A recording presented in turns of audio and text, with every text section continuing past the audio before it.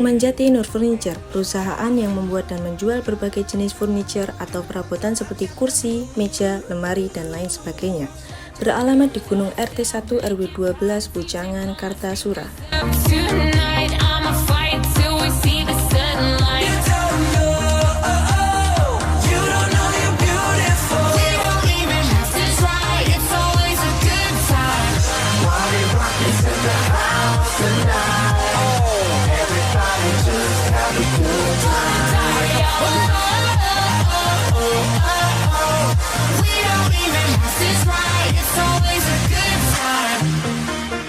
Assalamualaikum warahmatullahi wabarakatuh. Di sini saya dan rekan saya akan mewawancarai seorang pengusaha mebel kayu. Sebelumnya izin untuk perkenalan diri dulu Bapak dan nama perusahaan yang didirikan.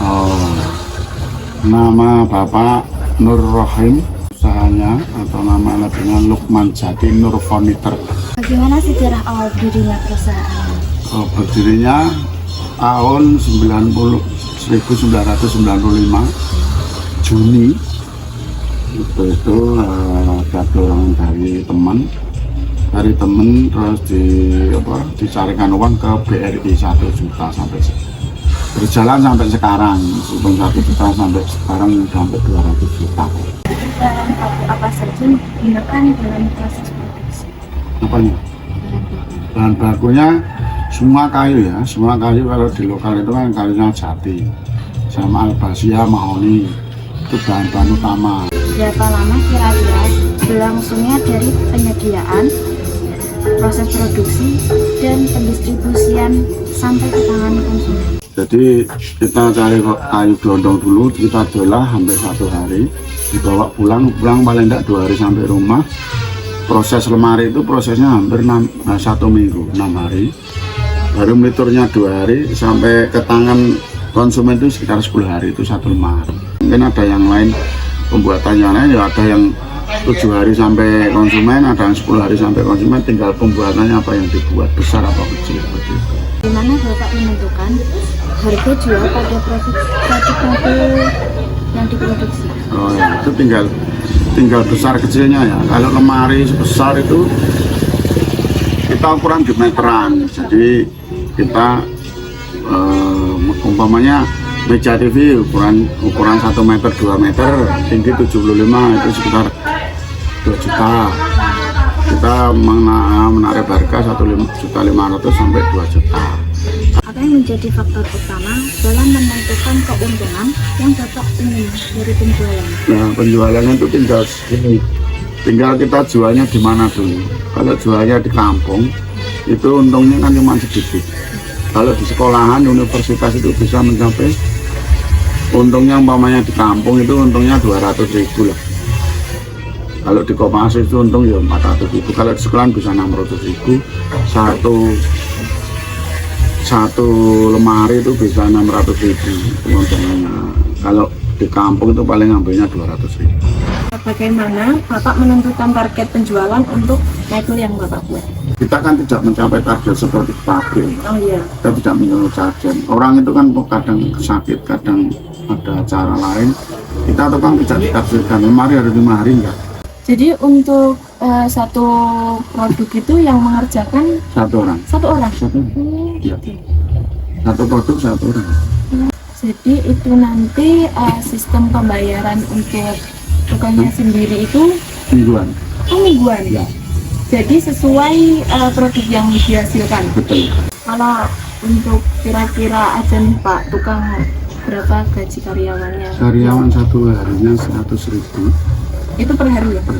Itu belum udah dapat makan 2 kali, sama snack 1 kali. Jadi kalau di crossnya itu 1 hari itu tukang hampir 125. 10 hari makan 10.000 makan pagi, 10.000 makan siang, 5.000 snack sampai jam 3. Kalau untuk biaya bahan bakunya sendiri kira-kira berapa? Untuk apa? Maksudnya untuk bahan apa dulu? Buat apa kan? Bahan baku kan kita buat apa dulu? Enggak, itu aja dari beli kayunya aja berapa gitu. Beli kayunya banyak, kadang ya sampai 10 juta kan untuk Untuk kita kan bukan beli kayu ini untuk lemari ini enggak. iya, Kita langsungan beli ya? satu mobil. Kita kan beli kan harus banyak. Enggak tiap hari beli. Satu minggu kita beli 25 juta ya, dibuat sampai setengah bulan, 1 bulan belum itu. Itu nggak bisa ditentukan lemari ini beli ini buat lemari nggak bisa. Jadi belinya Jadi harus itu nanti akan menyesuaikan sendiri. ya Untuk biaya penolong kayak seperti listrik kayak gitu kira-kira 1 bulan habis berapa? 1 bulan 1 juta ya. Untuk listrik aja. Kan Untuk mesin 4 mesin dan rumah tangga tapi. Lalu untuk biaya kerja itu sekitar 1 bulannya itu sekitar 700.000. kalau dari proses pengantaran kayu sampai tempat sini itu kan pasti habis bensin ya Pak? Itu kan kita borongan. Bensinnya sana pokoknya satu mobil 200.000. Kalau di sini itu ada karyawan kayak buat pengawas atau Nggak ada.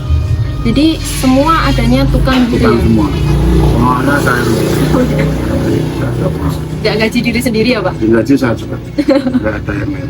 Apa yang menjadi strategi Bapak dalam menentukan harga jual yang kompetitif untuk produk mebelnya?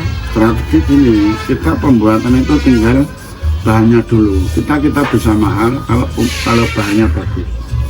Kita yang beli dikasih tahu dulu bahan nomor berapa. Lemari itu kan bisa 2 juta juga. Jadi kita kalau ada pembeli kita tawari dulu bahannya yang bagaimana. Ada yang murah, ada yang sedang, ada yang bagus, ada lebih bagus. Yang murah itu untuk kos-kosan, yang agak bagus itu rumah tangga, untuk sekolahan. Yang bagus itu untuk rumah tangga tapi yang menengah ke bawah. Yang bagus sekali untuk menengah ke atas. Jadi lemari itu bisa 2 juta, 2,5, 3 juta, dan 3,5. Jadi macam-macam, nggak bisa kita jual satu rata, nggak bisa. Jadi meja mamanya ini 100.000 ya, kita jual ada pembeli tak tawarkan 150 mau ya oke. Tidak ada batasan. Kita tidak mematok harga juga. Jadi nggak ada label harga, nggak ada. Oh umpamanya ini harus sekian, nggak ada. Soalnya nggak ada label patokan harga, nggak ada.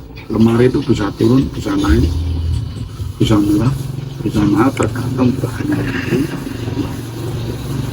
Jadi kalau untuk strategi untuk bersaing nih sesama pengusaha mebel, Kita sebetulnya sama saja.